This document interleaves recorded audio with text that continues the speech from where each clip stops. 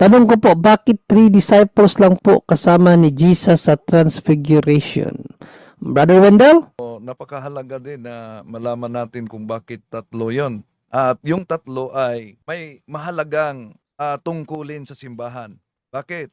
Una, si San Pedro, unang papa ng simbahang Katoliko. Kahit na tingnan natin sa Webster's Dictionary, page 544, Peter, masculine proper name, Simon Peter, fisherman of Galilee, one of the 12 apostles, and the first pope of the Roman Catholic Church. Then si James. Si James ang unang bishop of Jerusalem. Then, si San Juan.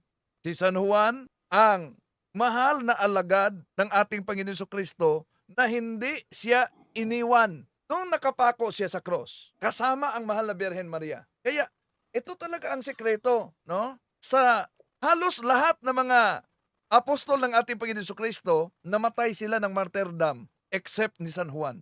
Ibig sabihin, kung gusto na ninyo ang tinatawag na happy death, huwag niyong iwanan ang pananampalataya ng ating Panginoong Jesucristo at ang mahal na Birhen Maria, Adjesum per Mariam. Bakit tatlo? Sa tradisyon natin, alam niyo mga kapatid, hindi pwede mag-ordina ng obispo na isa lang o dalawang obispo.